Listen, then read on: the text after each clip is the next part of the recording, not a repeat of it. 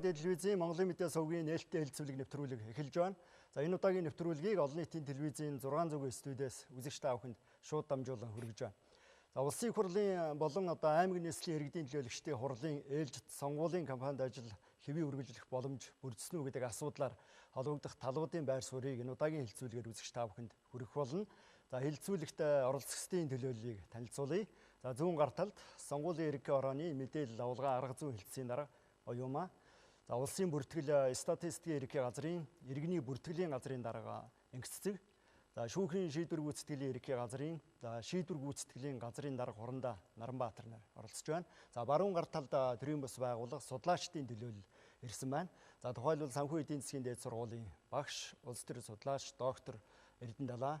За мөн нээлттэй нийгэм төрийн бас байгууллагын менежер Энгцэцэг, сонгогчдын боловсрол төвийн менежер судлаач Мөнх Наран, за мөн сонгогчдын боловсрол төвийн менежер уучлаарай Элбэрэл нар оролцож байна. За ингээ хэлцүүлгийг эхлэе. Сонгуулийн төв байгууллагын төлөөллөөс эхлээд тодруулъя. Ер нь одоо сонгуулийн кампанит ажлын явц хэвийн үргэлжлэх боломж бол бүрдсэн гэж үзэж байна уу? Одоогоор хуулиар тогтоосон ажил цаг хугацаанд хийгдэж амжиж байна уу? За сонгуулийн тухай хууль 2015 оны 12 сарын 25-нд баталсанаас хойш 2 удаа өөрчлөлт орлоо. Гэхдээ бид нэр 2 сарын 1-нд баталсан цаг хугацааныхаа хуваарийн дагуу бүх ажлууд явагдаж байна. Яг зөвөр улсын хурлын сонгуульд нэр дэвшүүлэхтэй холбоотой хугацаа хойшлсон одоо ажлууд нэлийн шахаж байна л да нэмээ. Хугацааны хувьд нэлийн шахаж байна. Гэхдээ хугацаанд хэмжинэ. Одоогоор ямар шатны ажил үргэлжилж байна гэсэн үг? Одоо өнөөдөр ингээд ном эвсэл улсын хурлд нэр дэвшүүлэх ажиллагаа өнөөдөр одоо тасалбар болж байна. За бидаа нэр дэвшүүлэгчд бол 28 29-нд гар эсвэлэх ажиллагаа хийх одоо хуулийн хугацаа. Ном эвсэлс нэр дэвшүүлэгчдийн хувьд одоо холбогдох материал баримтаа сонгуулийн төв байгууллагад хэдий өгнө гэсэн үг? Одоо 28 29 30-ны өдрүүдэд сонгуулийн ерөнхий харанд ном эвслээс нэр дэвшүүлсэн материалыг ирүүлэх юм. За бид нэр амралтын өдрүүдээр бол одоо 20 цаг хүртэл ажиллана. За 30-ны өдөр бол одоо 24 цаг ажиллах ийм цагийн аваартай гаргацсан бэлтгэл ажлаа хангаад байж байна. Бидаа нэр дэвшигчдийн хувьд хэдийд сонгуулийн байгууллагад материал авах уу?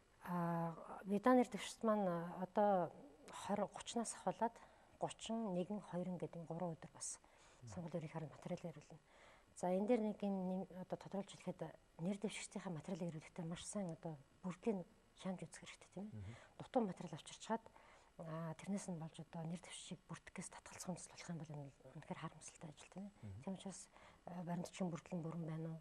За тамга тэмдэг гарын үсэг нь бүрэн байна уу? Энийг бүгдийг одоо шалгаад хуулинд заасан бүх баримтчгийг бүрэн ирүүлэх юм шаардлагатай. Тухайлбал нэр дэвшигчдэд ямар үндсэн гол материалуудыг бүрдүүлсэн байх ёстой гэж үзэж байна? За юуны төрөнд ном эвслээс нэр дэвшигчд маань өөрсдөө одоо 13 төрлийн байна. Нэр одоо материал бүрдүүлэх хэрэгтэй байж байгаа. За сонгуулийн ерөнхий харанд цахим хуудсан дээр ном эвсэл нэр дэвшигч болон бидаа нэр дэвшигчдийн материалыг ямар материал байх хэрэгтэй вэ? Одоо маягтны юм байна. Өөр одоо хаанаас ямар л алгаа авах хэрэгтэй гэдээ байж байна. Тухайлбал одоо намтар байж байна тийм ээ. За хөрөнгө оруулалтын мэдүүлэг, сонгуульд нэр дэвшигчийн хөрөнгө оруулалтын мэдүүлэг гэж байна. За мөн өөр төлбөргүй тухай мэдүүлэг, нэр дэвшигч өөрийнх нь мэдүүлэг, тэр мэдүүлгэн дээр нь гаргасан гайд дотор ерөнхий газар шүүхэн шийдвэр гүйцэтгэх албаны тодорхойлолтууд байх жишээ нь. За цагдаагийн одоо ерөнхий газараас авсан лавлгаа гихмчлэн ингээд дурдаад байлгасан маш олон баримтчиг бүрдүүлнэ л дээ. Нэр дэвшигчдийг бүртгэх шийдвэрийг сонгуулийн байгууллага ямар хугацаанд эцэлж гаргах вэ? За сонгуулийн ерөнхий хороо хамгийн хойдлын хугацаа гэхэд 6 сарын одоо 4 гэхэд 6 сарын 6 гэхэд одоо бүх шийдвэрийг гаргаад нэр дэвшигчтэй одоо бүртгэгдсэн шийдвэр бэлэн болсон байж байгаа хэвээр. За ингээд 6 сарын 7-нд нэр дэвшигчдийн үнэлгээг гардуулах. Улс орон даяар одоо аймаг нийслэлийн болон их хурлын сонгуульд нэр дэвшигчдийн үнэлгээг гардуулна. За ингээд энэс хойш одоо 4 хоногийн дараа буюу 6 сарын 11-ээс сонгуулийн сурталчилгаа эхлэх юм байна. Тэгэхээр судлаач төрийн бас байгууллагын зарим төлөөллөөс бас тодруулъя. Ер нь одоо иргэдийн сонгогдох эрх зүйн талаас ямар боломж нөхцөл бүрдэж чадсан гэж үзэж байгаа. Сонгуулийн кампанид ажил одоогоор хэвээ үргэлжилж байна гэж үзэж байна. За Эрдэнэ талаас. За сайн байна. Тэгэхээр ер нь бол одоо сонгуулийн жил одоо маш хурдан боллоо тийм ээ. Нэгэнт одоо сонгуул хаяанд хүрээд ирсэн энэ нөхцөлд бид одоо юуг харж байгаа юм бэ? Судлаачд ялангуяа нөгөө ажиглалт хийж байгаа төрийн бас байгууллагуудын судлаачид маань яг юу гэж дүгнэх үү гэдэг бол их чухал болоод байна л да.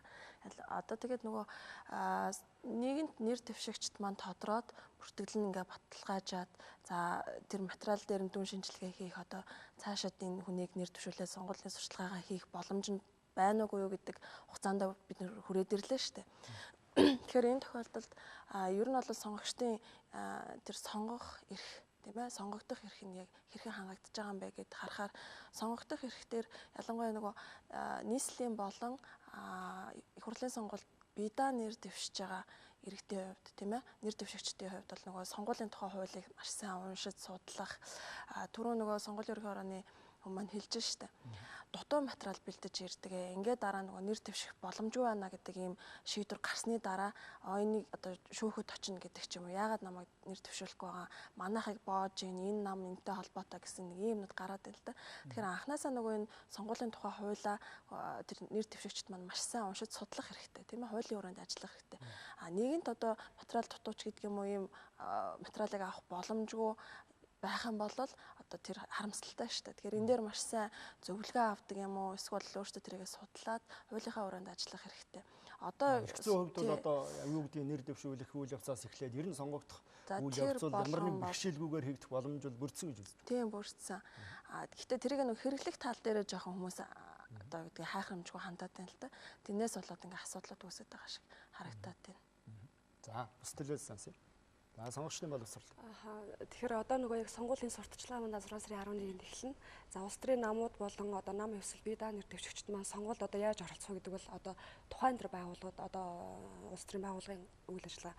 Манайх бол яг сонгогчдын боловсрол төв гэдэг үгнээсээ яг сонгогчд маань ер нь сонгуульд хэр бэлэн байгаа вэ? Бид нар одоо бас яг хэдэх удаагийнхаа сонгуулийг хийж байгаа. Энэ хугацаанд бид нар бас ямар туршлага хоригдлол уу ардчилсан сонгуул гэдгийг бас үнд зүйл нь юу юм бид нар энийг хэр сайн ухамсарлаж байгаа вэ гэдэг талаар би товчхон мэдээлэл хэлээ гэж бодож байна. Тэгэхээр одоо бол их хурлынхаа сонгуулийг парламентын сонгуулиуд 7 дахь удаагийн сонгуулийг хийх гэж байна. Өмнө нь бол 6 удаагийн сонгуул хийсэн. За өмнөх сонгуулиас бид нар юу сурваа гэдээ ингээ харахаар ардчилсан сонгуул гэдгийн маань гол тулгуур зүйл буюу одоо бүрдүүлж байгаа нэг бүрдэл хэсгүүд гэж байгаа. Энийн хамгийн чухал зүйл нь юм бол сонгогчдын төлөөллөө сонгохдоо бүгдөө эрс өндөр байх хэрэгтэй гэсэн. Тэгэхээр сонгогчид нийтээрээ саналаа өгсөн байх нь нэг талаасаа энэ маань ардчилсан сонгуул болохын нэг одоо чухал шинж чанар гэсэн. За магадгүй сонгогчдын эрс ингээд сонгуулиуд буураад байгаа магадгүй ардчилсан сонгуул гэж үзэх үндслэл маань одоо тий төлөөлөлтөнд бол эрс буурна гэдэг бол цөөхөн хүмүүс саналаа өгнө гэсэн. Цөөхөн хүний саналаар эх 4 жилийн хугацаанд манай төр засгийн хэн удирдах вэ? Ямар нам удирдах юм? Ямар бодлого хэрэгжүүлэх юм? Юу хийх юм? Юу хийхгүй байх гэдгийг тодорхойлж байгаа учраас сонгогчд маань сонгуул гэдэг маань яг ямар учиртай вэ? Сонгуулийн дараагаар яг ямар асуудал шийдэгддэг вэ гэдэг талаар ойлголтоо маш сайн нэмэгдүүлэх, тэнцвэртэй мэдээлэл авах тал дээр анхаарах хэрэгтэй. Тэгээ яг энэ хүрээнд бол сонгогчдын боловсрол төвөөс бас энэ удаагийн сонгуулиар хэд хэдэн үйл ажиллагаануудыг одоо бүгд найрамдагчтай олон улсын хүрээлэн, Конрад Ажинаврын сан бас сонгуулийн ерөнхий ороотой хамтраад бусад одоо 91 байгууллагатайгаа хамтраад бол сонгогчдын боловсролыг дэвшүүлэх чиглэлээр үйл ажиллагаануудыг бол зохион байгуулж байгаа. Тэгэхээр эдгээрээс бол одоо сонгох өдөр гэдэг нэртэй сошиал пэйж ажиллуулж байна. За 1800 2800 гэдэг лавлах утас ажиллуулж байна. Сонгогчийн лавлах утас.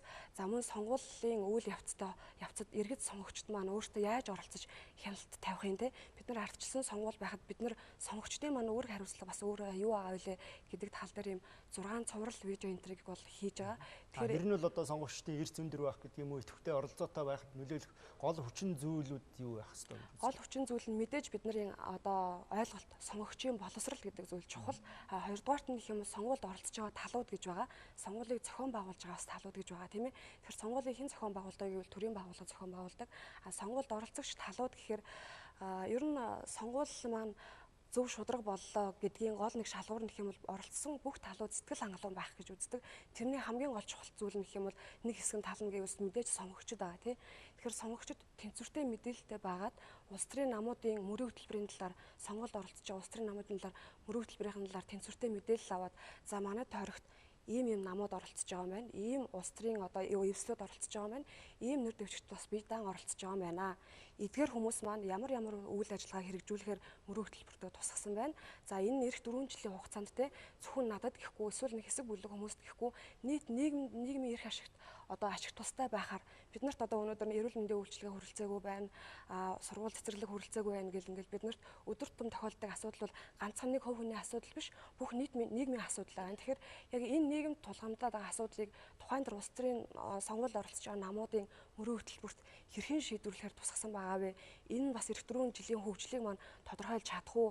Бид нарт дутагдaltaй байгаа зүйлийг хийж чадах уу гэдэг энэ зүйлийг тэнцвэртэйгээр авч дүн шинжилгээ хийж сонголтоо хийх нь бол бид нар хийж чадах юм бол бид нар сонгуульд бэлэн байна. Тэ сонгогчд маань бол ухаалаг зөв сонголтоо хийх боломж бүрдэнэ гэсэн үг. За тэгэхээр улсын бүртгэлийн байгууллагын төлөөллөөс тодруулъя. Ер нь одоо сонгогчдын тоо эцсийн байдлаар гарсан гэж үзэж байна уу? Улсын бүртгэл статистикийн ерөнхий газар сонгуулийн тухай хуулиар сонгогчдын нэрийн жагсаалтыг үйлдэх, хөрвүүлэх, танилцуулах, за мөн сонгох шилжих үйл ажиллагаа, за санал авах өдөр сонгогчийг одоо таньж оруулж бүртгэлжүүлэх, за ийм гурван төрлийн үйл ажиллагааг бас бид нар хуулийн хүрээнд хэрэгжүүлдэг. За 2000 санал авах өдрөөс 120-с доошгүй хоногийн өмнө хэсэг байгуулагдсан байх ёстой гэд хуучин 2015 оны 12 сарын 25-ны батлагдсан хуулиар бол улсын хурлын 11-р тогтоолоор бид нар 2 сарын 1-ний байдлаар бол сум дүүргийн иргэдийн хурлын тэргүүлэгчдээс ирүүлсэн одоо тогтоолыг үндэслээд 2091 хэсэг байгуулсан. За 2091 хэсэгт бол 2 сая 4,048 сонгогчийн мэдээллийг гаргасан. За эдгээр 2 сая 4,048 иргэн бол сонгуулийн тухай хуулиараа за 2016 оны 6 сарын 29-ний өдөр 18 нас хүрсэн. За мөн улсын бүртгэл бүртгүүлсэн, бүртгэл нь баталгаажсан. За улсын бүртгэл нь баталгаажсан гэдэг бол одоо биеийн давхцахгүй өвөглөлийн бүртгэл буюу хурууны хийгийн бүртгэл бүртгүүлээд за тэр нь одоо өмнө бүртгэгдсэн одоо бүртгэлд орсон иргэдийн хурууны хийтэй давхардахгүй нөхцөлд бол одоо програмаас 12 орон бүхий код өгч баталгааждаг. За ингээд баталгаажсан мөн хаягийн бүртгэлтэй байнга оршин суух хаягийн бүртгэлтэй иргэд байдаг. За энэ иргэдийн одоо мэдээллийг гаргаад сум дүүргийн иргэдийн хурлд бол хургуулсан байгаа. За хуулиараа 3 сарын 1-ний өдөр манайх эдгээр иргэдийн мэдээллийг өөрийн одоо байгууллагын цахим хуудас бүртгэл цэг gov.cg юмн дээр байрлуулсан. За түүний дараа одоо улсын хурлаас бас 41-р тогтоол гараад бас тойрог өөрчлөгдсөн.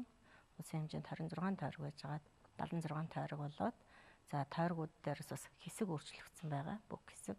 Ингээд одоо дахиад одоо сум дүүргээс хэсэг байгуулсан тогтоолууд шинжилж өөрчлөгдөж ирээд за өнөөдрийн байдлаар гэхэд бид одоо сонгуулийн ерхий хороонд нийт 1898 хэсэг одоо сум дүүргийн хурлын тэргүүлэгчдийн тогтоолыг үндэслэж хэсгийн дугаар оноогоод одоо хургуулээд байна. Сонгогчдын хувьд одоо шилжилт хөдөлгөөн хийх боломж эрх зүйн хувьд нээлттэй байна. Байгаа. За сонгуулийн тухай хуулиараа 4 сарын 30-ны өдөр бол иргэний нэг засаг захиргааны нэгжээс нөгөө засаг захиргааны нэгж шилжилт хөдөлгөөн зохисон. За мөн одоо үүнээс дараагаас бол сонгох шилжилт гэдэг ойлголт орж ирнэ. За сонгогчдын шилжилт хөдөлгөөн бол сонгогчдын нэрийн жагсаалт гарснаас эхлээд санал авахаас 14 хоногийн өмнө хүртэл сонгогчдын шилжилт хөдөлгөөн явагдана. Манайх бол сонгогчдын нэрийн жагсаалтыг бол одоо санал авахаас 25-аас доошгүй хоногийн өмнө аймаг дүүргийн сонгуулийн хороонд хургуулсан байх ёстой. Тэгэхээр шүүхийн шийдвэр гүйцэтгэлийн ерхий газрын төлөөллөөс тодруулъя. Ер нь одоо сонгуульд оролцох нам эслийн нэр дэвшигчдийн хувьд өр төлбөртөө эсэх талаарх тооцоо тодорхойлолтоо бас байгууллагаас авах ёстой. За энэ үйл явц үргэлжилж гэнэ үү? Цаг хугацааны хувьд хэдийд одоо хүртэл үргэлжлэх үү? За улсын хурлын болон орон нутгийн хурлын сонгуульд нэр дэвшигчдэд өр төлбөртөө эсэх авлагыг хэвээ өгч явуулж байна. За энэ дээр сонгуулийн тухай хуулийн 125 154 үзүүлэлт заагдсан байж байгаа. За банк иргэн хуулийн этгээдэд одоо өр төлбөртөө эсэх лавлагыг өгөхдөө бол бид нар ерөнхийдөө бол иргэний одоо бичиг баримт дэг үндэслээд өгж байгаа. За өнөөдрийн байдлаар яг 3627 иргэнд нэр дэвшигч иргэнд одоо үр төлбөрийн тодорхойлолтыг өгсөн. Эндээс улсын их хурлын сонгуульд нэр дэвшигч 608 иргэнд, орон нутгийн сонгуульд нэр дэвшигч 3019 иргэнд үр төлбөртэй ашиглал авлагыг өгсөн байна. Цаашдаа ажил цаг хугацааны үед хэдий болтол үргэлжлэнэ гэсэн үг үү? Ер нь ямар нэг одоо анхаарах ёстой асуудал